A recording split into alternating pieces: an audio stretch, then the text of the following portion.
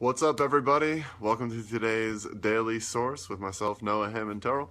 This is the show where I meditate, and then afterwards I tap into my intuition and give myself the guidance that I most need to hear, and I share it with all of you. And then at the end of the show, I ask myself a question to ponder to help put the advice into play in my life, and that is what I do here on the Daily Source. And I kind of just feel like sharing that it's almost every single day that right before I do my daily source, there's some part of my mind that says, you sure you need to do a daily source? Like, do you really want to do one? And some sort of resistance always shows up, or most often shows up. And I just felt compelled to share that because I think that everything valuable in your life comes on the other side of hearing that little resistant voice and then doing the thing that you know you're committed to doing anyway. So just felt like sharing that before I go into whatever's coming through today. Because you're not immune to it. It's just a muscle that you train. It's like, oh, there's that resistance, and I do it anyway. And it doesn't ever stop. I've done 130 of these episodes almost, and that voice still shows up almost every time. But you just do it anyway. And I think there's a lot of things in life that can apply to. So, what do I most need to hear today for my highest good, for the highest good of all other beings involved?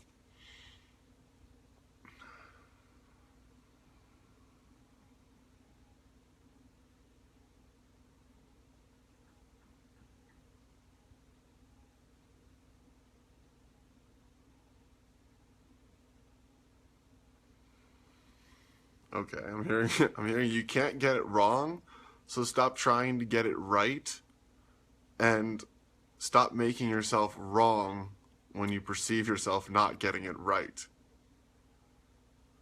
You're incredibly hard on yourself when you think that you should have known better or when you're learning new skills. It's natural to be on a learning curve when you're doing something you've never done before. And it's also natural to quote unquote fail when you're doing something you've never done.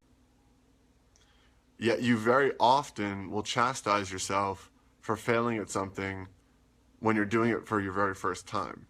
This is particularly applicable to you right now in business and the business model that you're doing and the way you're working with your clients in a very deep and intimate way, more involved in producing results and being more results oriented with your clients than ever before. You're taking on a whole new structure that you've never taken on before. And yet at every bump in the road, you act as if you should have known those bumps were coming when you've literally never walked that road before.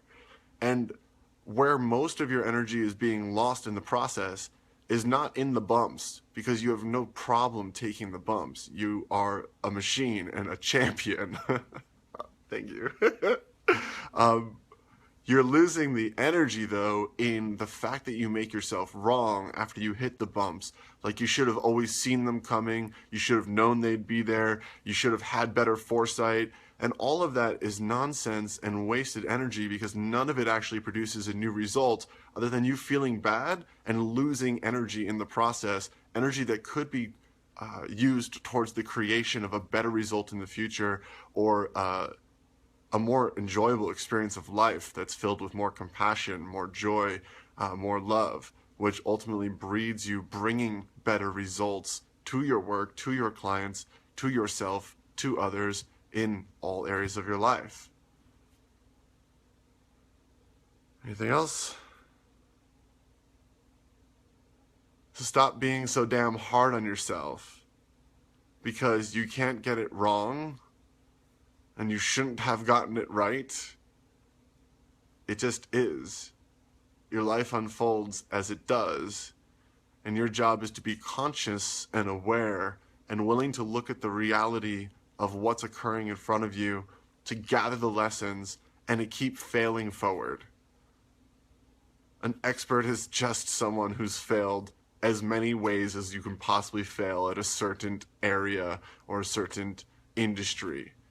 If you want to be an expert entrepreneur, you keep failing as much as you're failing, quote unquote, and you'll be there. But don't beat yourself up in the process. You don't deserve it. It's not warranted, and it's also not effective.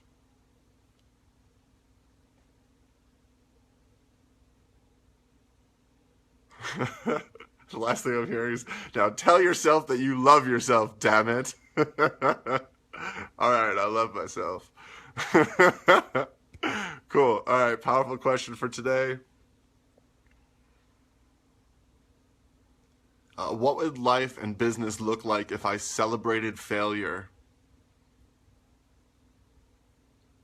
instead of feeling like I shouldn't have any of them? Small or big, what if you were to celebrate failure knowing that it's making you stronger, wiser, and better equipped to do what you're here to do?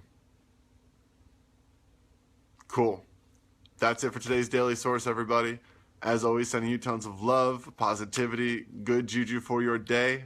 Make it an amazing one. See you all again soon.